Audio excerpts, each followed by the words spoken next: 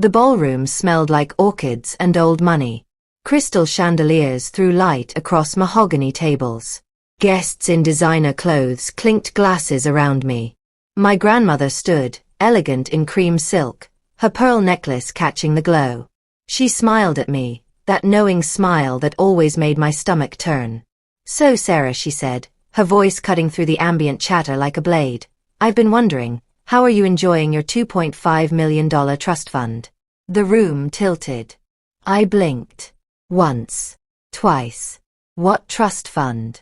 The fork in my hand clattered against china. My mother's jaw tightened.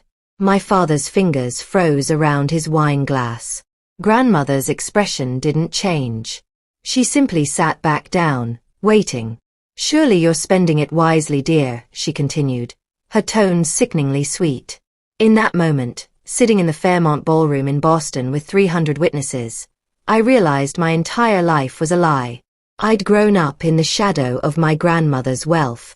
Eleanor Whitmore, heiress, philanthropist, the kind of woman whose name appeared in society columns and charity galas. But her money had always felt abstract to me, something that existed in a world I wasn't quite part of. I lived in Portland now, 5 years of distance between myself and the suffocating expectations of my family's legacy. My apartment was small, a converted loft near the Pearl District with exposed brick and enormous windows. I worked as a content creator and digital marketer, building my portfolio with small clients who couldn't pay much but believed in my vision. The rent ate 70% of my income. Student loans from my design degree hung over me like a blade. My parents, Margaret and David Chen, lived back in Massachusetts in a colonial mansion that had been in the family for 4 generations. We talked occasionally, conversations that stayed shallow. "How's work?" "Good." "How's the weather?" "Fine." Anything deeper and the line seemed to crackle with discomfort. The last significant help they'd offered was my college tuition, paid grudgingly, with endless reminders about how fortunate I was. When I'd asked about moving to Portland, my mother had said, "That's very brave of you to try. Do let us know when you're ready to come home." The implication was clear. My independence was cute, temporary, a phase that would end when reality set in. Reality came faster than I expected.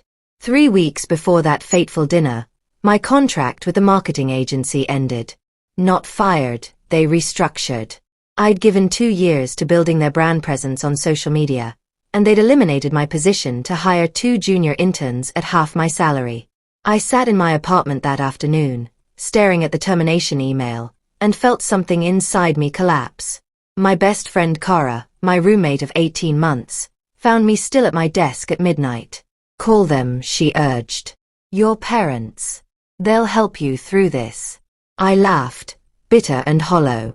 "They'll tell me I should have picked a real career. Something stable. They'll probably send me a Dave Ramsey book." Still I called. "Mom, I lost my job." "Oh, that's unfortunate, Sarah." Her keyboard was clicking in the background. Always the background noise of her never being fully present. "But you'll land on your feet. You always manage to figure things out." "I'm short on rent, Mom." 2 months short. "I don't know." "Well, perhaps this is the universe telling you something. Anyway, we're having a family gala next month. Your grandmother is announcing her annual giving initiative. She specifically asked that you be there. It's black tie. Don't embarrass us." She hung up without asking if I could afford the flight. I stared at my reflection in my laptop screen. Hollow cheeks. Dark circles. Hair that hadn't been cut in 8 months. 2 months of rent I didn't have. A job that had vanished overnight. And now, a gala I couldn't afford to attend but couldn't afford to skip. "You don't have to go," Cara whispered that night, finding me on the apartment steps in the dark. "Yes, I do. In my family, absence is betrayal." So I circled the date on my calendar. The way you mark a day you're supposed to surrender. The week before the gala, I applied for 9 jobs.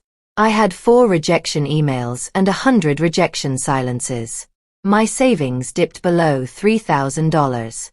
Sleep became something I did in broken fragments. Kara found me at 3 in the morning, still scrolling through job postings, my eyes burning. "You need to rest," she said softly, using the nickname only she called me. "I can't. If I stop, I'll spiral." "About what?" "About that dinner, about them pretending everything's perfect while I'm drowning."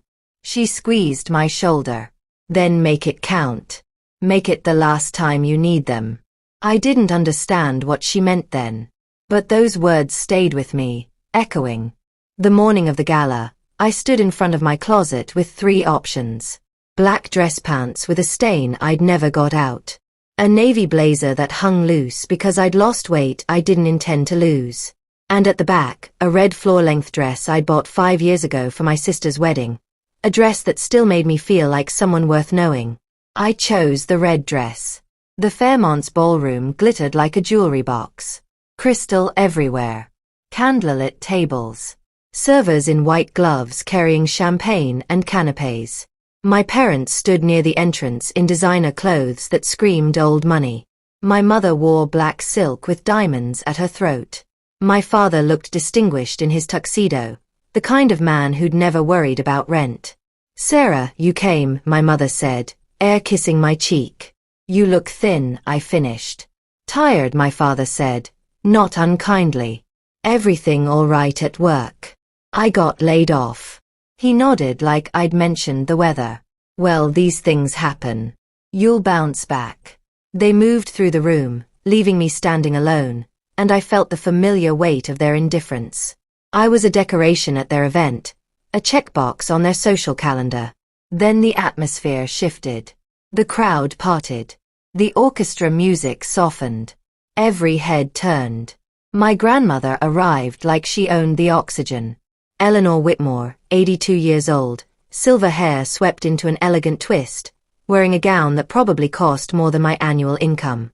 She moved with the confidence of someone who'd never doubted her place in the world. The maitre d' practically prostrated himself. My mother's smile became strained. "Mother, we weren't expecting. Weren't you?"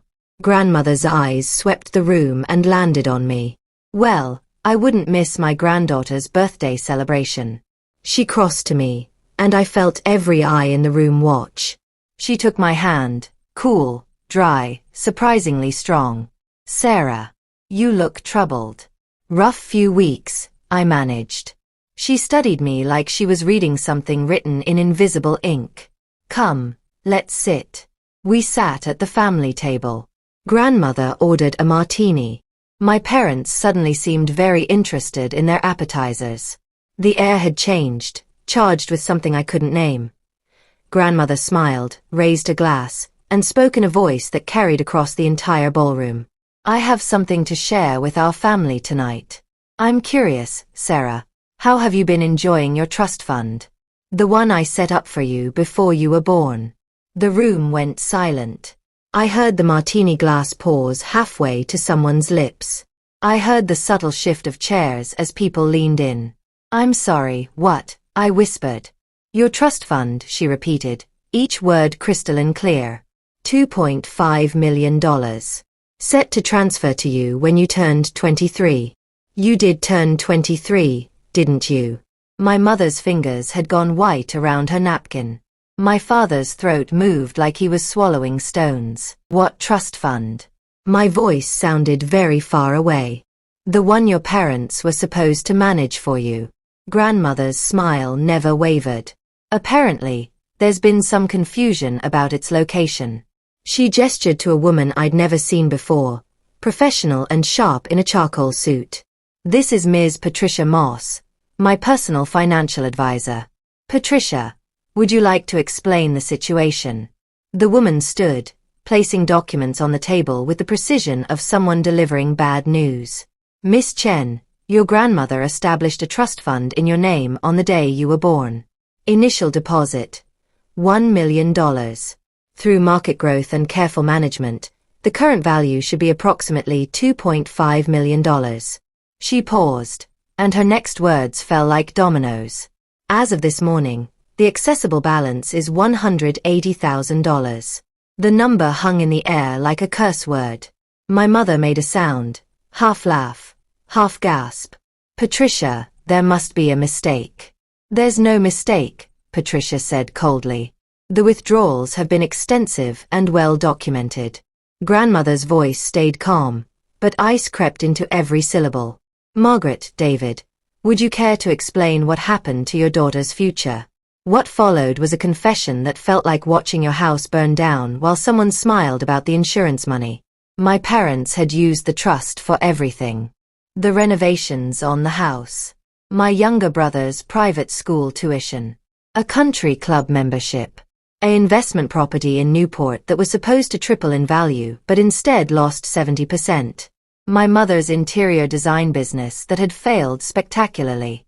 And this is where my father's voice broke. A vacation home in Cabo that they'd bought 5 years ago and rented out sporadically, barely breaking even. We were managing it, my mother said, her voice shaking. We were protecting it.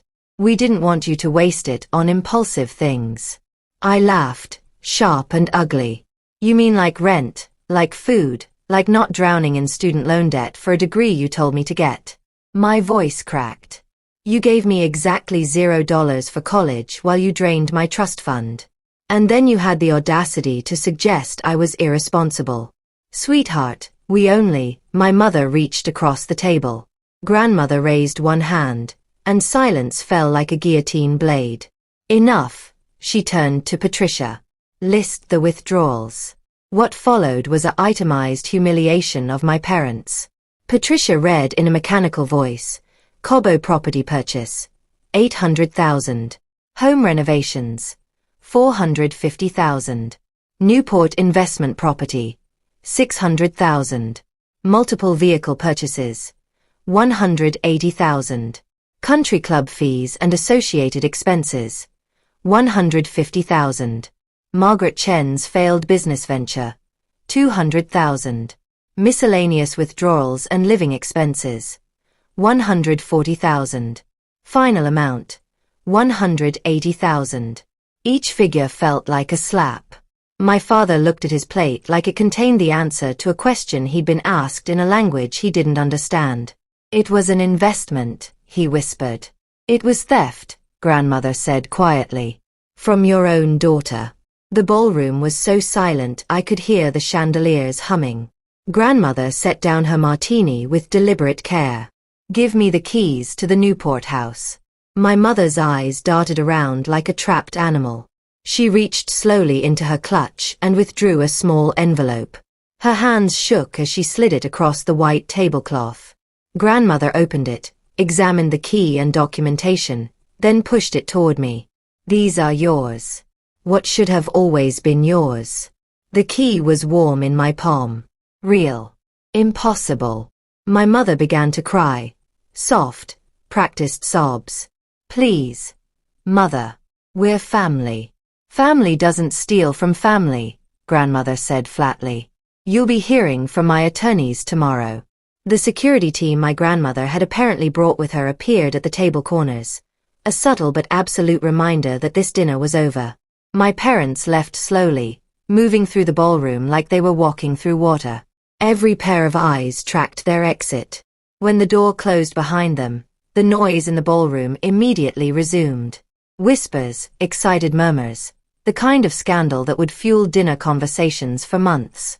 Grandmother turned to me, and for the first time, I saw something vulnerable in her expression. Disappointment, yes, but also something else. Determination. I've initiated a full forensic audit, she said. Your parents will face legal consequences. The question now is whether you want to press charges. I looked at the key in my hand. The documentation. The Newport property, a house I'd never been allowed to enter, that my parents had been renting out, profiting from my birth inheritance. I need time, I whispered. Take all you need, she said. But know this, they were planning to flee. Patricia found plane tickets to Costa Rica purchased 3 days ago. Round trip, one way in fact. They planned to disappear after this dinner. My chest seized. They came to my birthday dinner knowing this was goodbye. She nodded. And they smiled the entire time. That night, I left the Fairmont with the key in my pocket and a question mark where my future used to be. Outside, Boston's skyline glittered indifferently. Tourists took selfies. Couples held hands. The world had not stopped spinning just because mine had. Cora was waiting when I got home, still awake though it was nearly 1 a.m. When I told her everything, she went completely still. "They stole from you," she whispered. "Not just money," I said. "Many ears also." I looked out at the Portland night and felt something inside me break and something else begin to crystallize. A clarity. A coldness. I wasn't going to cry. I wasn't going to beg. I was going to take back everything that was mine and then some. 3 days later, I was in my grandmother's law office in downtown Boston, riding in a car she'd sent for me. I'd barely slept since the gala. The words they were planning to flee played on repeat in my mind. Every time I closed my eyes, I saw my mother's trembling hand sliding the key across the table.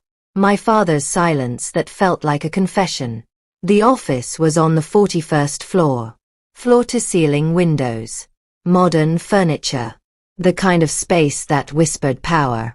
My grandmother was already waiting, along with her attorney, Mr. Richard Caldwell, silver-haired, sharp-eyed, the kind of man who probably made people sign things without fully understanding what they were signing.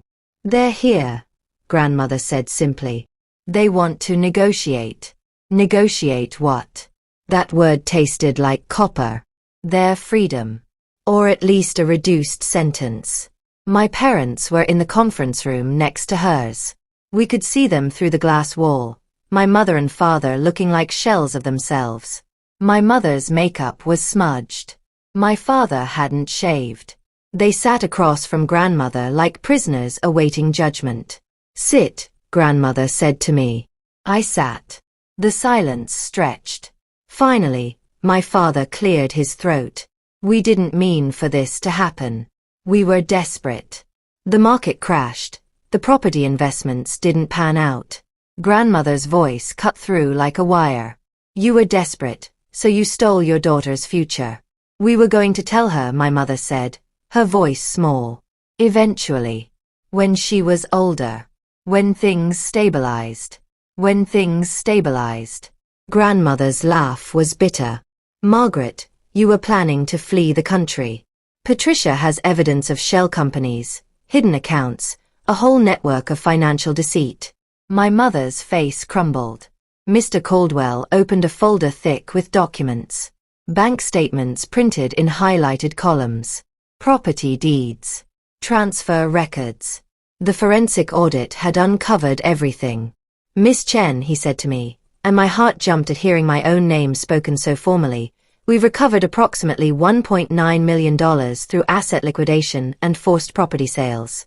The Cobo House, the Newport property, their investment accounts, everything is being converted to restitution." My father rubbed his temples like he was trying to physically push away the reality. $1.9 million, he said weakly. "But the Cobo House alone was worth $800,000 when they bought it," Mr. Caldwell said sharply. "It sold for $760,000. The Newport property, purchased at $600,000, sold for $520,000. The market, as they say, is unforgiving. But not as unforgiving as the law." Patricia handed me a folder. Inside were photos of everything my parents had purchased with my money. The Cobo property with its infinity pool overlooking the ocean. The Newport mansion with its private beach access. Designer handbags. A yacht. Jewelry.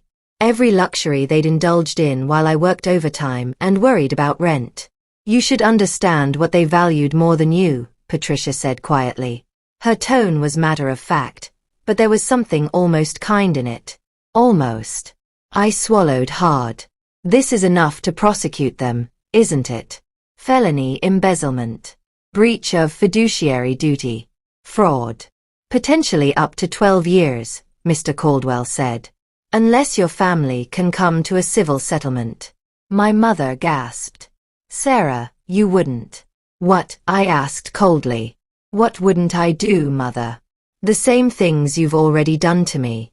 My father leaned forward, desperation in every line of his face. Prison. We're your parents. We made mistakes, but parents protect, I said quietly. They don't pillage. Grandmother turned to me, and I saw it then, the weight of decisions settling on my shoulders. The room was very quiet. Beyond the windows, Boston sprawled endlessly, people working, living, struggling, thriving, completely unaware that a family was imploding 30 stories above them. I thought of my childhood, of dinners where I smiled at the right moments and asked no difficult questions. Of my college graduation where they handed me a book instead of support. Of every job rejection I'd faced alone. Of the months I'd survived on ramen and coffee, telling myself they were busy, that they cared, that eventually they'd acknowledge me. I met my mother's eyes. You told me I'd figure it out. That I was good at getting by on nothing. You were right. And now you know what that looks like from the other side. The silence was absolute. My mother's shoulders caved. My father looked away. Grandmother nodded once to Mr. Caldwell. File the motions, she said. My mother reached toward me, her voice breaking like glass. Sarah, please. We're family.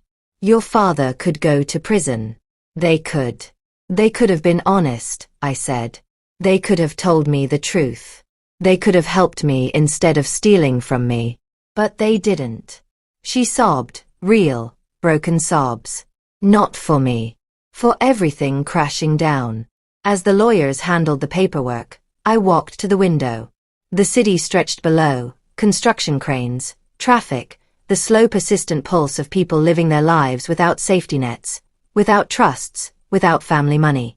People like I'd always been, without knowing it. For the first time in my life, I wasn't small. I was standing in a law office on the 41st floor, and I wasn't begging for scraps of love. Behind me, Mr. Caldwell's voice. The Newport property, the Cobo house, all accounts, transferred to Miss Sarah Chen, effective immediately. Patricia handed me a slim envelope. Your deeds. Both properties are now registered under your name alone. I nodded. My mother whispered something, her voice barely a thread. You'll regret this. I turned and looked at her, really looked at her. The woman who taught me to make myself small. Who'd drained my future and called it protection. Who'd smiled while planning her escape. No, I said. For the first time, I won't. Security escorted them out. The door closed. The silence that followed wasn't heavy. It was clean. Grandmother stood slowly, moving beside me at the window. You did the right thing. It doesn't feel right, I admitted. Justice rarely does, she said. But it's necessary. She placed a hand on my shoulder, strong, steady, real. You're not alone anymore, Sarah. You never were. That evening, she took me to see the Newport house. It was perched on a cliff above the Atlantic, all weathered grey stone and expansive windows. Inside, it was staged like a model home, neutral colors, expensive furniture, the kind of beauty that belonged to no one in particular because it belonged to everyone's fantasy. I wandered through rooms that had been denied to me. The kitchen where my parents had hosted dinner parties funded by my trust. The master bedroom where they'd slept easily while I counted my pennies. The glass sunroom that looked out over the ocean, the view that should have been mine all along. I sank onto the couch and laughed, raw and breaking, then cried. Not for what I'd lost, but for the release of finally admitting it was lost. Cora drove up the next morning. When she walked in and saw the ocean view, the marble counters, the absolute magnitude of what I'd been given back, she just whistled. You're really here, she whispered. I'm home, I said. She looked around, then at me. So how does justice feel? Quiet, I said. And heavier than I thought. We sat on the floor that night, eating takeout from a local restaurant, watching the sun sink into the Atlantic. Through the windows, the ocean was on fire with colors. Somewhere behind me, the deed papers gleamed on the counter, proof that this was real. Before I slept, I texted my grandmother. Thank you for fighting when I couldn't. Her reply came immediately. You always could fight, Sarah. You just needed to see what you were fighting for. I stared at that message until the screen went dark. 3 weeks passed before the investigation closed. My parents' remaining assets were liquidated. The Mercedes sedan and BMW my father had bought went to auction. My mother's jewelry collection was sold off piece by piece. Their country club membership was revoked. They were ordered to pay $400 a month in restitution, court-ordered, legally binding. They rented a studio apartment in Worcester, which grandmother mentioned in a quiet voice. "They're starting over. The way you did." I felt no satisfaction when she said it. Just balance. I kept both properties. The Newport house became my primary residence, and the Cabo property I eventually sold, donating half the proceeds to an organization that helps young adults pay for education. Something shifted in me after that. The money stopped feeling like vengeance and started feeling like responsibility. Freelance work came easily once I had the stability. Clients found me through grandmother's connections, but they hired me because my work was good. A luxury hotel chain needed a rebrand. A non-profit needed their website redesigned. A startup needed help building their visual identity. For the first time, I was building something instead of struggling to survive. Madison visited every month. We'd sit on the Newport deck, watching the waves, and she'd shake her head. "I still can't believe this is your house now." "Neither can I'd admit. "You realize you could buy my building back in Portland, right? You could own the whole block." "I don't want to own more things," I said. "I just want to own my life." 6 months after the gala, grandmother invited me to dinner. Just the two of us, at a restaurant that overlooked the harbor. She looked smaller than I remembered, but her eyes were sharp. "You did what I never could," she told me. "You set a boundary and kept it." "You set the boundary," I said. "You exposed them." "I gave you information," she corrected. "You chose what to do with it." That's courage. We raised our glasses, sparkling water for me, wine for her, and she smiled. "To you, Sarah. To taking back what was stolen." That night, driving back to Newport through the darkness, I passed the route that would take me back to Portland. I thought about Cora in our tiny loft. About the job I'd lost. About the person I'd been 3 months ago, small and struggling and invisible. I was different now. But not because of the money. It was because I'd finally stopped asking permission to take up space. A year later, I'd settled into the Newport house completely. The staged furniture was gone, replaced with things I'd chosen, art I loved, books I actually read, plants I'd somehow managed not to kill. The ocean view never got old. Every sunrise was a reminder that I was here, that this was real, that what had been taken was taken back. My parents sent a letter once. It arrived in a gray envelope with my mother's handwriting. I didn't open it. I set it on the mantel for 3 days, then burned it without reading the contents. Some letters deserved to stay closed. Grandmother and I had dinner twice a month. She was older now, visibly slowing, but her mind was sharp as ever. "Are you happy?" she asked once, watching me over her wine glass. "Yes," I said, and I meant it. Not because of what I have, but because of what I stopped accepting.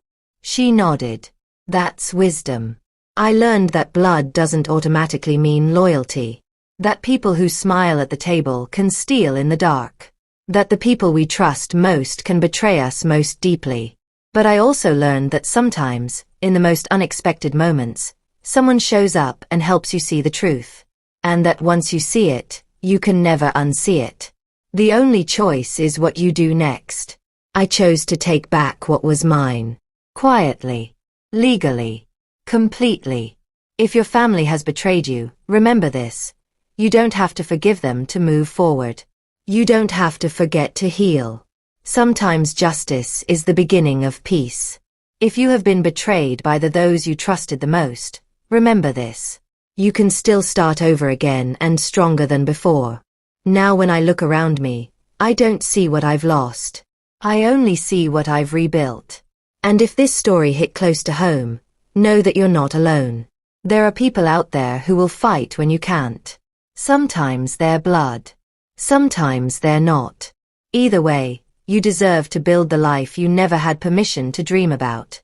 Subscribe to this channel and hit notification bell for more stories of people taking back what was stolen from them.